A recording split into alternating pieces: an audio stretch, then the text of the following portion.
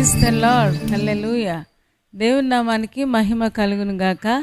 నేటి దేవుని మాట అనే శీర్షిక కోసం వేచి ఉన్న మీ అందరికీ యేసయ్య శక్తి కలిగిన నామములో వందనాలు తెలియజేస్తూ ఉన్నాం. బాగున్నారా? దేవుని మహాకృప, దేవుని మహాదయ, ఆయన కనికరాన్ని బట్టి ప్రతిరోజు ఈ విధంగా మనం చూడగలుగుతూ ఉన్నాం. సజీవుల లెక్కలో ఉంచి ప్రతిరోజు దేవుని యొక్క వాక్యంతో మన హృదయం నింపుకోవడానికి దేవుడు ఎంతో దయ చూపిస్తూ ఉన్నాడు. గొప్ప దేవుడిని మనం కలిగి ఉన్నాం. మరి ఈరోజు నేటి దేవుని మాట అనే ఈ శీర్షికలో దేవుడు మనకి ఇవ్వబోతున్న మాటను ఒక్కసారి మనం చూద్దాం. లూకా సువార్త 24వ అధ్యాయం 45వ వచనం నేను చదువుతూ ఉన్నాను. మీరు కూడా ఒక్కసారి చూడండి. అప్పుడు వారు లేఖనములు గ్రహించినట్లుగా ఆయన వారి మనస్సును తెరిచి అని వ్రాయబడినట్టుగా మనం చూస్తూ ఉన్నాం. ఈరోజు మనం నేర్చుకోబోయే అంశం ఏంటి అంటే, మూయబడిన హృదయాలను తెరిచే దేవుడై ఉన్నాడు. మన దేవుడు ఏ హృదయమైతే మూయబడి ఉందో ఆ మూయబడిన హృదయాన్ని తన లేఖనాల ద్వారా దేవుడు తెరుస్తాడు అని వాగ్దానం చేస్తూ ఉన్నాడు. నిజమే. సాధారణంగా అసలు ఎందుకు మూయబడుతూ ఉన్నాయి, దానికి కారణం ఏంటి అని మనం ఒకసారి ఆలోచిస్తే మనకందరికీ తెలుసు. ఒక్కసారి మనం చూద్దాం. కొరింథీయులకు రాసిన 2వ పత్రిక 4వ అధ్యాయం 4వ వచనం నేను చదువుతూ ఉన్నాను. మీరు కూడా ఒక్కసారి చూడండి. అక్కడ అపోస్తలుడైన పౌలు ఏమని రాస్తాడు అంటే, దేవుని స్వరూపి అయిన క్రీస్తు మహిమను కనుపరచు సువార్త ప్రకాశము వారికి ప్రకాశింపకుడు నిమిత్తము ఈ యుగ సంబంధమైన దేవత అవిశ్వాసులైన వారి మనోనేత్రములకు గ్రుడ్డితనము కలుగజేస్తూ ఉందని ఇక్కడ పౌలు గారు చెబుతూ ఉన్నారు. ఎందుకంటే చాలామంది మనోనేత్రాలు మూయబడి ఉండడానికి కారణం ఏంటి అంటే, క్రైస్తవ కుటుంబంలో పుట్టినా చాలాసార్లు సంఘానికి వెళ్ళి వస్తూ ఉన్నా సరే చాలామంది మనోనేత్రాలు అంటే హృదయము మూయబడి ఉంటుంది. దానికి గల కారణం ఏంటి అంటే, ఈ యుగ సంబంధమైన దేవత అవిశ్వాసులైన వారి మనోనేత్రాలకి గ్రుడ్డితనాన్ని కలుగజేస్తూ ఉంది. అంటే వారిలో విశ్వాసం ఎంత మాత్రము లేదు, అందుకనే వాళ్ళ హృదయాలు మూయబడి ఉంటూ ఉన్నాయి అని మనం నేర్చుకుంటూ ఉన్నాం, తెలుసుకుంటూ ఉన్నాం. కాబట్టి దేవుడు మూయబడిన హృదయాలను తెరిచే దేవుడై ఉన్నాడు. తెరవగలిగిన శక్తి ఆయనకు మాత్రమే ఉంది. చెరసాల తలుపులు తెరవడం కంటే కూడా ఒక హృదయాన్ని తెరవడమే అత్యంత అద్భుతమైన విషయం. ఒక మనిషి హృదయం మార్పు చెందడమే అత్యంత అద్భుతమైన విషయం. ఈ లోకంలో ఏదైనా ఉంది అంటే అది ఒక మనిషి హృదయం మారడమే అనే విషయం మనం నేర్చుకుంటూ ఉన్నాం. దేవుడికి మాత్రమే ఆ శక్తి ఉంది. దేవుని వాక్యానికి మాత్రమే ఆ శక్తి ఉంది. తన్ను ఎందరు అంగీకరించిరో వారందరికీ ఆయన పిల్లలు అగడానికి దేవుడు అధికారాన్ని ఇచ్చాడు. ఎవరైతే విశ్వాసం ఉంచుతారో తప్పకుండా వాళ్ళందరికీ కూడా దేవుని పిల్లలయ్యే అధికారాన్ని దేవుడు అనుగ్రహించి ఉన్నాడు. Praise the lord. హల్లెలూయా. చూద్దామా ఒక్కసారి అపోస్తుల కార్యములు 16వ అధ్యాయము మనం చూడగలిగితే అక్కడ ఫిలిప్పీ పట్టణంలో జరిగిన అద్భుతమైన విషయాన్ని పౌలు గారు మనకు చెబుతూ ఉన్నారు. తీయండి ఒక్కసారి 16వ అధ్యాయము 13, 14, 15 వచనాలు నేను చదువుతూ ఉన్నాను. ఒకదాని తర్వాత ఒకటి 13వ వచనం చదువుతున్నాను. విశ్రాంతి దినమున గవిని దాటి నదీ తీరమున ప్రార్థన జరుగుననుకొని అక్కడికి వచ్చి కూర్చుండి కూడి వచ్చిన స్త్రీలతో మాట్లాడుచుంటుమి. ఇక్కడ ఫిలిప్పీ పట్టణానికి అపోస్తలుడైన పౌలు గారు వచ్చి ఉన్నారు. వారు వచ్చి అక్కడ యూదుల సమాజ మందిరం ఏదైనా ఉందేమో మాట్లాడదాం అనుకున్నారు. కానీ అక్కడికి వెళ్లకుండా విశ్రాంతి దినమున గవిని దాటి నదీ తీరమున ప్రార్థన జరుగుననుకుని అక్కడికి వచ్చి కూర్చున్నారంట. కూడి వచ్చిన స్త్రీలతో మాట్లాడుతూ ఉన్నారంట. ఏమండి, అక్కడ ఏం పెద్ద మీటింగ్ జరగటం లేదు. చాలామంది స్త్రీలు అందరూ వచ్చి ఉన్నారు. ఆయన మామూలుగా మాట్లాడుతూ ఉన్నాడు. మనకు తెలుసు కదా, ఆయన మనస్సు ఆయన నోరు తెరిస్తే ఏం మాట్లాడతారంటే యేసు గురించి తప్ప ఇంకేమీ మాట్లాడరు. ఎందుకంటే హృదయం నిండి ఉండేదానిని బట్టి నోరు మాటలాడును అని లేఖనం చెప్తూ ఉంది కదా. ఆయన మనసంతా కూడా ఆత్మల భారంతో నిండి ఉంది. ఎలాగైనా సరే కొంతమందినైనా ప్రభు దగ్గరికి చేర్చాలి, నా జీవితకాలం ముగిసేలోగా అని తపన ఆయనకుంది. అందుకని ఆయన కూడి వచ్చిన స్త్రీలతో మామూలుగా మాట్లాడుతూ ఉన్నారు. తర్వాత 14వ వచనం చదువుతూ ఉన్నాను. అప్పుడు లూదియా అను దైవభక్తి కలిగిన ఒక స్త్రీ వినుచుండెను. ఆమె ఊదారంగు పొడిని అమ్ము తుయితేర పట్టణస్థురాలు. ప్రభువు ఆమె హృదయము తెరచెను గనుక పౌలు చెప్పిన మాటల యందు లక్ష్యముంచెను. ప్రైజ్ ద లార్డ్, హల్లెలూయా. దేవుడంట ఆమె హృదయాన్ని ప్రభువు ఆమె హృదయాన్ని తెరిచాడు. మనుషులు ఎవరు హృదయాన్ని తెరవలేరు. మనుషులు చెప్పగలరేమో కానీ వారి చేత చేయించే కెపాసిటీ మాత్రము ఆ గొప్ప దేవుడికి మాత్రమే, ఆయనకు మాత్రమే ఆ కెపాసిటీ ఉంది అనే విషయం మనకు అర్థమవుతుంది. ప్రభువు ఆమె హృదయాన్ని తెరిచాడట. ఆయన కూడి వచ్చిన స్త్రీలతో మాట్లాడుతూ ఉంటే తూతేరా పట్టణస్థురాలు ఈ లూదియా అనే ఒక స్త్రీ ఉంది. ఆమె ఒక వర్తకురాలు. ఆమె ఊదారంగు పొడిని అమ్ముతూ ఉంటుంది. ఆమె గురించి కూడా మనకి ఏమని రాయబడిందంటే ఆమె దైవ భక్తి కలిగిన ఒక స్త్రీ అని బైబిల్ గ్రంథంలో మనం చూస్తూ ఉన్నాం. అంటే ఆమె చేస్తున్న భక్తి ఆమె హృదయాన్ని తెరవలేదు. ఆమె చేస్తున్న భక్తి ఆమె హృదయాన్ని మూసేసినట్టుగా మనం చూస్తూ ఉన్నాం. మూయబడిన హృదయం ఈ రోజున ఎప్పుడైతే లేఖనాలు వింటూ ఉందో, పౌలు గారు చెబుతున్న మాటలు, యేసు ప్రభువు గురించిన మాటలు వింటూ ఉందో, ప్రభువు ఆమె హృదయాన్ని తెరిచెను గనుక ఆమె ప్రభువు చెప్పిన మాటల యందు లక్ష్యముంచెను అని మనం నేర్చుకుంటూ ఉన్నాం. ఏమండి, దేవుడు మాత్రమే, ఇందాక మనం చదివాం కదా, లేఖనాలు వింటూ ఉంటే మన మనస్సులు తెరవబడతాయి.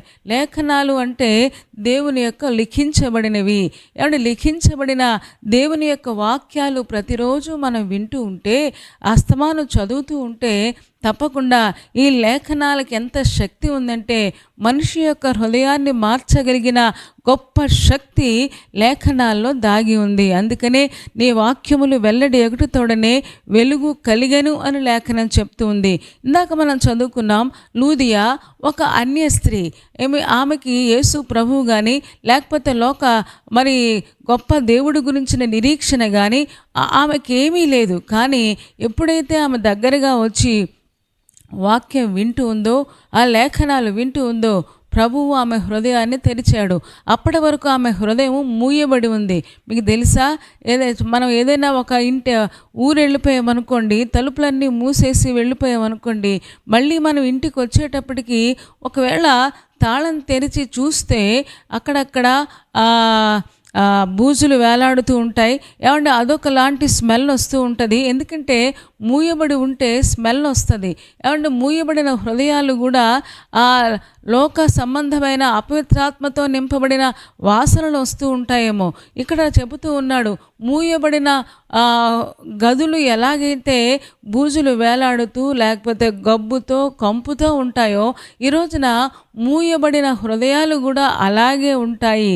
కానీ ఇలాంటి హృదయాలను తెరిచే శక్తి లేఖనాలకు మాత్రమే ఉంది. ఏమంటే లూదియా హృదయం అప్పటి వరకు మూయబడి ఉంది. అప్పటి వరకు దైవభక్తి చేస్తున్నాను అని అనుకుంది. కానీ ఆమె చేస్తున్న దైవ భక్తి ఆమె హృదయాన్ని తెరవలేకపోయింది. ఆమె చేస్తున్న దైవ భక్తి ఆమె హృదయంలో ఉన్న లోక సంబంధమైన విషయాల నుంచి ఆమెను వేరు చేయలేకపోయింది.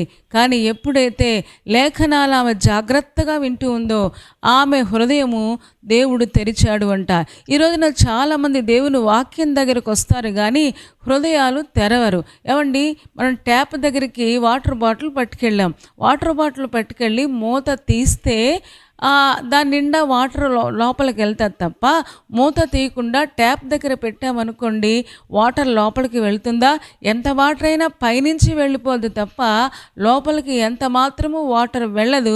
అది మన అవసరాలను తీర్చలేదు. ఈ రోజున చాలామంది దేవుని వాక్యం దగ్గరకు వస్తారు కానీ ఏదో బలవంతంగా తల్లిదండ్రులు అలాగన్నారు కనుక, లేదా పిల్లలు ఇలాగన్నారు కనుక బలవంతంగా చర్చికి వస్తారు కానీ దేవుని వాక్యము లోపలికి వెళ్ళినట్లుగా వాళ్ళ హృదయాలు తెరవబడట్లేదు. అందుకనే దేవుని వాక్యంలో శక్తి ఉన్న చాలామంది హృదయాలలో పనిచేయకపోవడం మనం చూస్తూ ఉన్నాం.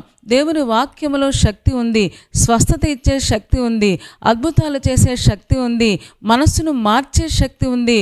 ఈ రోజున అంత శక్తి కలిగిన దేవుని వాక్యము ఈ రోజున మనం వింటూ ఉంటే మన హృదయాలలో మార్పు అనూహ్యంగా జరుగుతుంది. ఈ రోజున జరగటం లేదంటే కారణం దేవుని వాక్యం కాదు. కానీ చాలామంది దేవుడి దగ్గరికి వస్తారు కానీ మూయబడిన హృదయాలతో కూర్చుంటారు.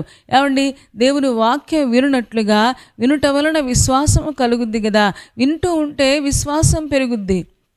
ఈరోజు చాలామంది దేవుని దగ్గరకు వస్తూ ఉంటారు, ఏదో రకరకాల ఆలోచనలతో సతమతమవుతూ ఉంటారు. దేవుని దగ్గరకు వచ్చినప్పుడు చక్కగా దేవుని వాక్యం మీద దృష్టి ఉంచితే తప్పకుండా దేవుని వాక్యంలో ఉన్న శక్తి మన కుటుంబాలలోనికి, మన హృదయంలోనికి వెళ్ళి అది మూలుగుల్లో కూడా వెళ్ళగలదు, అది లోపల భాగాలలోనికి కూడా వెళ్ళగలదు, ఏమంటే కీళ్లల్లో కూడా వెళ్ళగలదని దేవుని వాక్యము శక్తి గలదు కదా. ఈరోజున చాలాసార్లు దేవుని వాక్యము మన హృదయాలలో పనిచేయకపోవడానికి గల కారణం ఏంటి అంటే మూయబడిన హృదయాలతో దేవుడి దగ్గర కూర్చోవడం. ఏమంటే దేవుని దగ్గరకు వచ్చిన వాడు తప్పకుండా దేవుని మాటల మీద శ్రద్ధ పెట్టి వింటే, శ్రద్ధ ఎక్కడ ఉంటుందో శ్రద్ధ గలవాడు ఐశ్వర్యవంతుడగును అన్నట్లుగా మన శ్రద్ధ చూపిస్తే ఆ విషయంలో దేవుడు మనల్ని ఐశ్వర్యవంతుడిని చేస్తారని దేవుని లేఖనాలు తెలియజేస్తూ ఉన్నాయి. ఈ రోజున మూయబడిన ఆమె హృదయం, లూదియా హృదయం దేవుడు తెరిచాడు గనుక, ప్రభువు ఆమె హృదయము తెరిచెను గనుక పౌలు గారు చెప్పిన మాటల యందు లక్ష్యం ఉంచిందంట. ఎందుకో ఏదో ఆకర్షిస్తుంది, ఈ దేవుడు ఏదో గొప్ప దేవుడిలాగా అనిపిస్తున్నాడు, ఆయన ప్రాణం పెట్టాడంట, రక్తం చిందించాడు అంట, ఆయన లేవనెత్తుతాడంట, నేను చేస్తున్న దైవభక్తికి భిన్నంగా అనిపిస్తూ ఉంది, ఇది చక్కగా నేనేదో వినాలి అనుకుంది, లక్ష్యం ఉంచింది, ఆమె వర్తకం మానేసింది.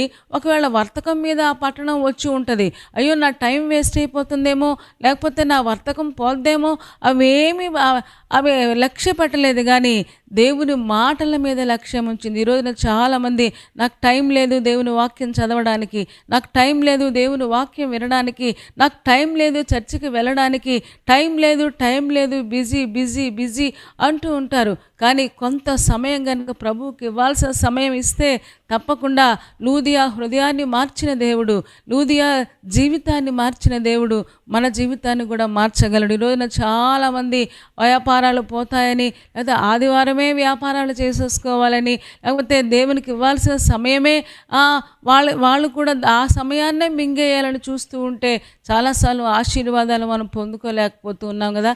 చూడండి, ఆమె ఒక మంచి వర్తకురాలై ఉండి కూడా నదీ తీరానికి వెళ్ళిందంట.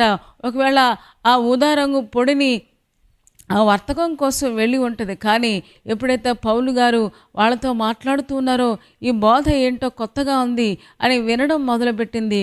ఎప్పుడైతే వినడం మొదలుపెట్టిందో దేవుడు ఆమెతో మాట్లాడడం ప్రారంభించాడు. ప్రైజ్ ది లార్డ్, హల్లెలూయా. దేవుడు ఆమె హృదయాన్ని తెరిచాడు.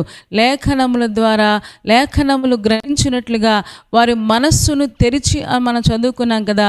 దేవుడు మూయబడిన హృదయాలను తెరిచే గొప్ప దేవుడై ఉన్నాడు. మరి తెరవాలి అంటే తప్పకుండా దేవుని మాటల మీద మన లక్ష్యం ఉంచాలి. లక్ష్యం ఉంచితే మన జీవితాలను కూడా దేవుడు మార్చగలడు. ప్రకటన గ్రంథము 3వ అధ్యాయము 20వ వచనం కూడా ఒక్కసారి మనం చూద్దామా?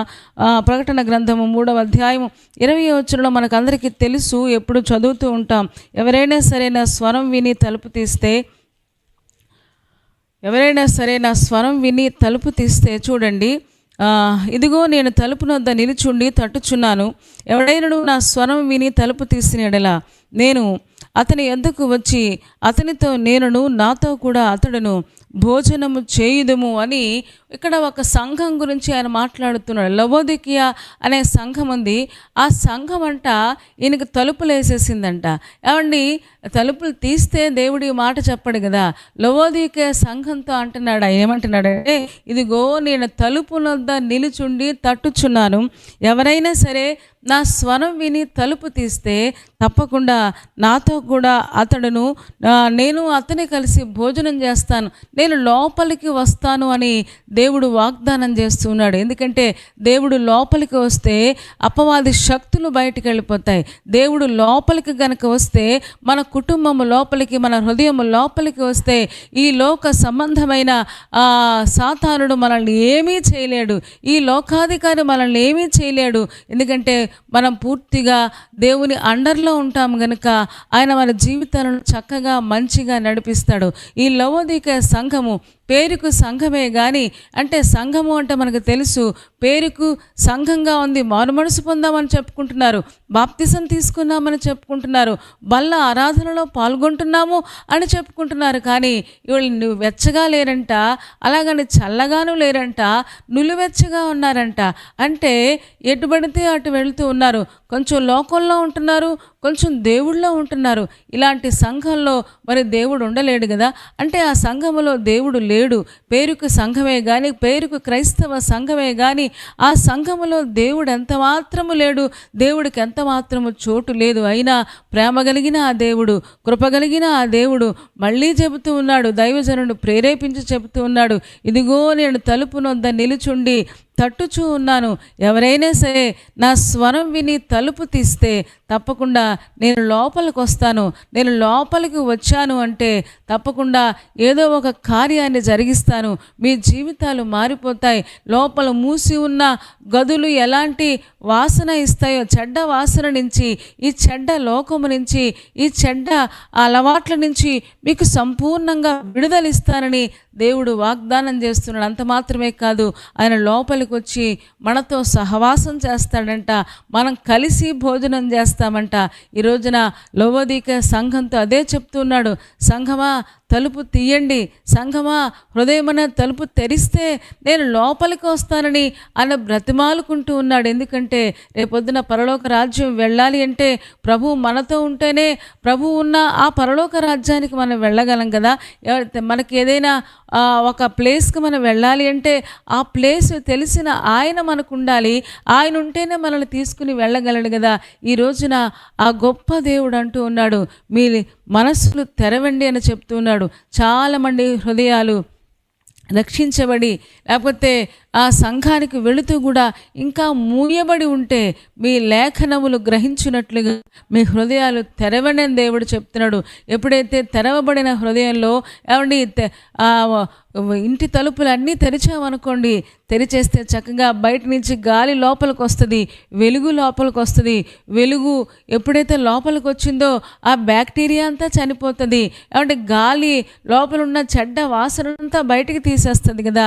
ఈ రోజున దేవుని వాక్యమే వెలుగైతే ఆ వాక్యమైన వెలుగు మన హృదయం లోపలికి వస్తే తప్పకుండా మన కుటుంబాలు, మన హృదయాలు, మన జీవితాలు ఎంతో అందంగా అనేక మందికి వెలిగించినట్లుగా దేవుడు చేయగలడు. ఈ రోజున దేవుడు మనతో అదే మాట్లాడుతూ ఉన్నాడు.